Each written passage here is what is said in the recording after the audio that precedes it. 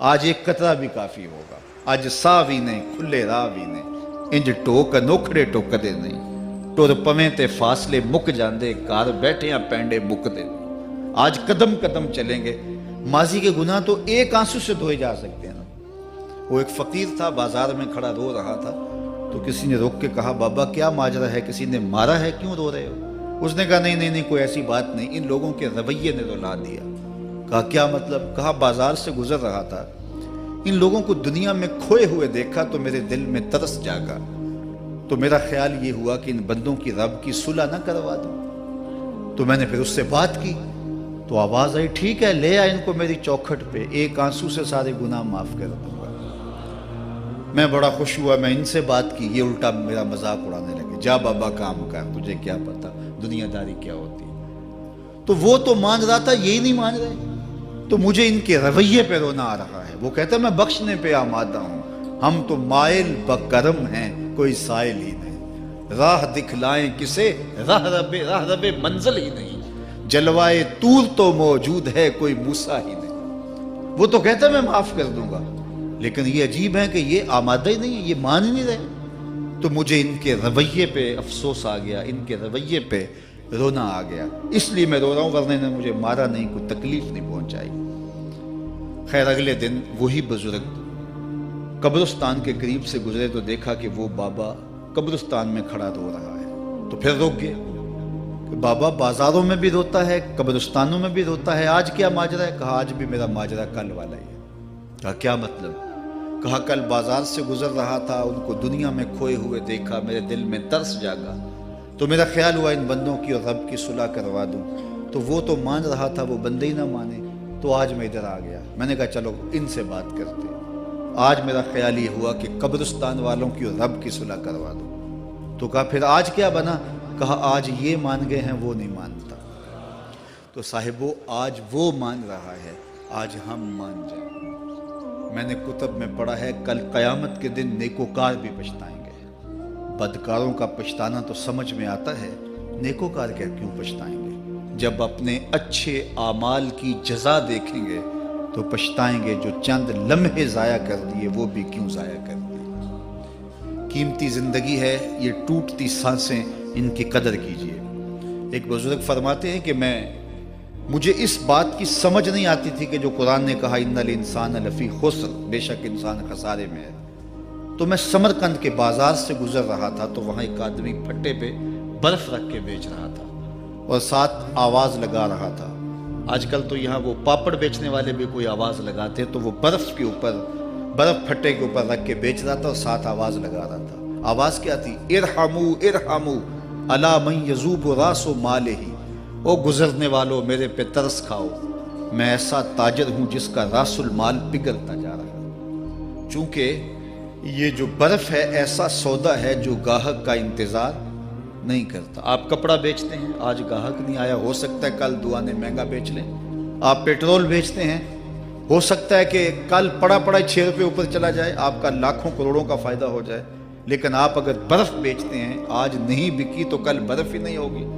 تو وہ سل پہ برف بیچ رہا تھا اور ساتھ لوگوں کو دہائی دیتے ہوئے کہہ رہا تھا او لوگو میرے پہ ترس کھاؤ، مجھ سے برف لیتے جاؤ، میں ایسا تاجر ہوں جس کا راس المال پگھلتا جا رہا ہے۔ تو کہتے ہیں جب اس نے یہ آواز لگائی نا تو میرے قدم رک گئے اور میں اس کے قریب چلا گیا اور میں نے کہا کہ مجھے ان الانسان لفی خسر کا ترجمہ سمجھ میں آ گیا۔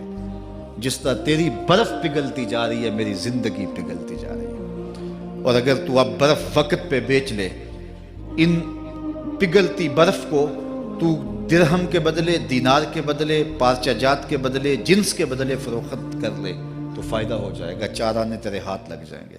اور میں بھی ان سانسوں کے بدلے درود پڑھ لوں، ان سانسوں کے بدلے سجود کر لوں، ان سانسوں کے بدلے قیام کر لوں، کسی دکھی کے سر پہ ہاتھ رکھ دوں، کسی پریشان کی پریشانی دور کر دوں تو میری سانسیں کام آ جائیں گی، ورنہ یہ ٹھہریں گے نہیں۔ سوئے ہوئے ہوں تو پھر بھی سانسیں ٹوٹ رہی ہوتی ہیں۔ تو ہم کتنی جلدی موت کی طرف بڑھ رہے ہیں، تو زندگی کتنی مختصر ہے اور ہم کتنے بے پرواہ ہیں۔ آنکھیں اس وقت کھلتی ہیں جب آنکھیں بند ہوتی ہیں، لیکن کیا فائدہ اس وقت کا؟ آج کا پچھتاوا کل کی بہتری کی ضمانت ہے، اور آج کے پچھتاوے سے کل کی زندگی کی خوبصورتی نصیب ہو سکتی ہے۔ اس لیے یہ ڈھلتا ہوا سورج، یہ دیکھیں ابھی جب داخل ہوئے تھے تو سورج ابھی سر پہ تھا، لیکن اب سورج درد غروب سے زرد ہو چکا ہوگا اور چند لمحوں کے بعد وہ نگاہوں سے اوجھل ہوگا۔ میاں صاحب بھی بولے کہ زندگی تیری جو ہے ڈوبتے سورج کی طرح ہے، دیگرتے دن گیا محمد اوڑک نو ڈوب جانا۔ تو یہ میں اور آپ لمحہ لمحہ موت کے قریب ہو رہے ہیں۔ اس سے قبل کہ وہ وقت آئے کوئی حجت باقی نہ رہے، مجھے اپنی زندگی کو، آپ کو اپنی زندگی کو اللہ اور اس کے رسول کی چوکھٹ پہ حاضر کر دینا ہے۔ ہمارے میزبان محترم نے کہا والدہ ماجدہ کی بابت، تو آج ان کے اصالِ ثواب کے لیے میں اور آپ جمع ہیں۔ ایک وقت ہمارے اوپر بھی آنے والا ہے کہ لوگ ہمارے لیے جمع ہو رہے ہوں گے۔ یہ وقت تو آنے والا ہے، اس کے تو چھٹکارا نہیں ہے، اس سے تو خلاصی نہیں ہے، کوئی بھاگ سکتا نہیں ہے، موت سے تو فرار نہیں ہے۔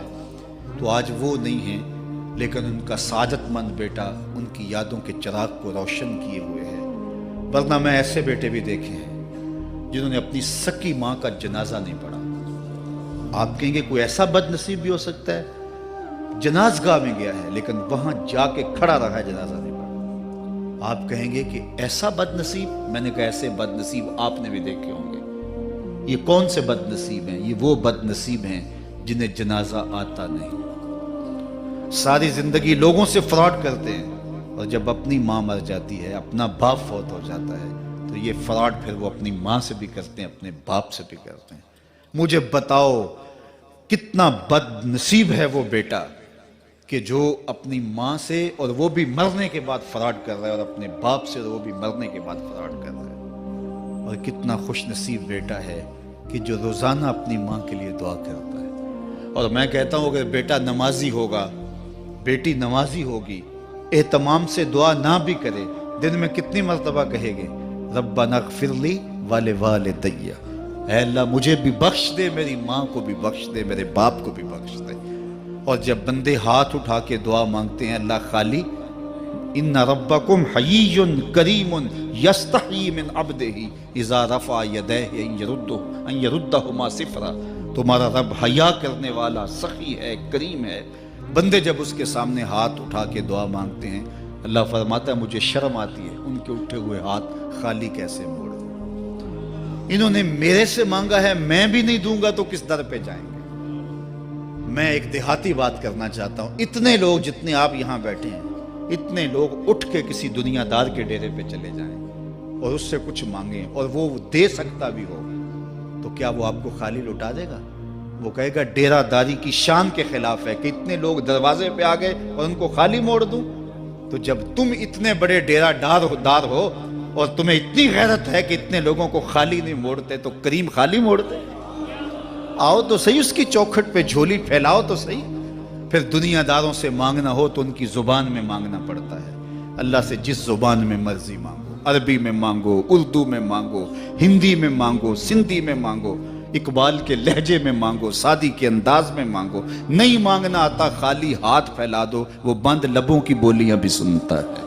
آؤ تو صحیح اس کی چوکھٹ پہ، اپنے ہاتھ پھیلاؤ تو صحیح۔ دنیا داروں سے مانگے تو ناراض ہوتے ہیں، خدا سے نہ مانگو تو ناراض ہوتا ہے۔ اللہ کل ما یابو بکم ربی لولا دعاؤکم، آؤ نا اس کی چوکھٹ پہ، دستے طلب دراز کرو۔ دنیا داروں سے مانگنے کے لیے وقت چاہیے۔ اس وقت تو صاحب سوئے ہوں گے، اس وقت تو ناشتہ کر رہے ہوں گے، اس وقت تو بیوی بچوں کے ساتھ مشغول ہوں گے، لیکن اللہ سے جب بھی مانگو، پچھلے پہر کنڈی کھڑکاؤ در رحمت کھلا پاؤ گے۔ دن کو مانگو، رات کو مانگو، مانگو تو صحیح، وہ تو اتنا کریم ہے۔ اچھا بت کو سامنے کھڑا کیا ہے اور زلیخا ہاتھ جوڑے بت کے آگے پکار کرتی ہے، روزانہ سے شام کھڑی ہو جاتی ہے، یا صنمی یا صنمی، اے میرے بت، اے میرے بت، بچھڑا ہوا یوسف ملا دے۔ سحر دم تک پکارتی رہتی، عمر بیت گئی، چہرے پہ جھریاں آ گئیں، بڑھاپا طاری ہو گیا۔ ایک دن رات کا پچھلا پہر ہے، بت کے آگے ہاتھ جوڑے یا صنمی کا وظیفہ پڑھ رہی ہے۔ اچانک نیند کا جھٹکا آ گیا، زباں بل کھا گئی، بولی یا سمادی یا سمادی۔ کہا جبریل جلدی جا، یوسف کے گھوڑے کا رخ موڑ دے۔ یا اللہ تجھے تو نہیں پکار رہی، وہ تو بت کو پکار رہی ہے۔ زباں بل کھا گئی، یا صنمی کی بجائے یا سمادی کے لفظ زبان پہ آ گئے۔ کہا جبریل اتنا عرصہ ہوا بت کو پکارتے ہوئے، اس نے کوئی جواب نہیں دیا، آج جیسے بھی اس کے لبوں پہ میرا نام تو آیا ہے، اگر میں نے بھی جواب نہ دیا میرے اور بت میں فرق کیا ہوا؟ تو آؤ آج کی اس مجلس میں ہم ان کی والدہ کے لیے دعا مانگیں۔ اے عرش کے مالک، ان کی والدہ کو حضور کی ماں کا صدقہ جنت کی بہاریں عطا کر، اور ہم اپنے ماں باپ کے لیے بھی دعائیں مانگے۔ اے اللہ ہمارے ماں باپ کی مغفرت فرما، ماں باپ کی قدر کرو۔ میں نے یہ بھی پڑھا ہے، جو اپنے والدین کے لیے روزانہ دعا مانگتا ہے، والدین زندہ ہوں تب بھی، فوت ہو گئے ہوں تب بھی، روزانہ ماں باپ کے لیے جو شخص دعا مانگتا ہے، ساری زندگی اس کے رزق میں بے برکتی نہیں آ سکتی۔ تو اپنے ماں باپ کو اگر زندہ ہیں تو قدر کرو، فوت ہو گئے ہیں تو ان کے لیے کثرت کے ساتھ دعا کرو۔ یہ گھنا سایہ ہے۔ کبھی آپ نے درخت کو دیکھا ہے کہ ساری دھوپ اپنے پتوں میں جذب کرتا ہے اور نیچے بیٹھنے والوں کو چھاؤں دیتا ہے؟ ماں باپ سارے دکھ اپنے اوپر لیتے ہیں، اپنی اولاد کو آسائش اور راحت پہنچاتے ہیں۔ قدر نعمت زوال نعمت کے بعد ہوتی ہے، جب نعمت پاس ہو تو قدر نہیں ہوتی، جب چھنتی ہے تو پتہ چلتا ہے کہ کتنی بڑی دولت تھی جو چھن گئی۔ میں تو آپ کیا، میری اور آپ کی حیثیت کیا، ماں کی کمی تو آمنہ کے لال نے بھی محسوس کی ہے۔ ایک دن حضور مسجد نبوی میں تشریف لائے، تا حد نظر صحابہ تھے۔ الحاوی للفتاوی میں امام سیوطی نے لکھا ہے، حضور کو دیکھا تو ادب سے کھڑے ہو گئے، بس یہ منظر دیکھنا تھا کہ چشمان اقدس سے آنسو چم چم جاری ہو گئے، اور حضور نے ایک ٹھنڈی آہ بھری اور روتے ہوئے کہا، لو ادرکت والدی او احدہما، کاش آج میرے ماں باپ زندہ ہوتے۔ انسان نے دکھوں کا دور دیکھا ہو نا، اچانک خوشحالیاں مل جائیں تو پھر انسان یہ آرزو کرتا ہے کہ میرے ماں باپ نے میرا وہ غربت کا دور دیکھا تھا، آج دولت کی چہل پہل بھی دیکھتے، آج میرے آنگن میں بہاریں بھی دیکھتے تو کتنے خوش ہوتے۔ اب حضور جب پیدا ہوئے تھے تو باپ کا سایہ سر پہ نہیں تھا۔ 6 سال کی عمر تھی، اپنی ماں کے ساتھ حضور مدینہ المنورہ گئے۔ واپسی ابوا کے مقام پہ حضرت آمنہ کی طبیعت خراب ہو گئی، اور انہیں لگا کہ یہ میری بیماری جان لیوا ہے۔ ام ایمن کو بلایا، کہا میرے بیٹے کو بحفاظت امیر قریش تک پہنچا دینا۔ پھر خود حضور کے سر پہ ہاتھ رکھا۔ سیدہ آمنہ سلام اللہ علیہا حضور سے کوئی باتیں کرنا چاہ رہی تھی، لیکن ضبط کے بندھن ٹوٹ گئے۔ ابن حشام سیرت کی پہلی کتاب ہے، اس میں تفصیل سے یہ واقعہ موجود ہے۔ جب سر پہ ہاتھ رکھا تو حضرت آمنہ کی آنکھیں چھلکنے لگی، اور روتے ہوئے آپ نے چند جملے کہے، کہا بیٹا ہر نئی چیز نے پرانا ہو جانا ہے، ہر باقی نے فنا ہو جانا ہے، میں بھی جا رہی ہوں، وَذِكْرَ باق، لیکن میرا ذکر نہیں مٹے گا، وَوَلَدْتُ طُہْرًا، اس لیے کہ تیرے جیسا پاکیزہ بیٹا چھوڑ کے جا رہی ہوں۔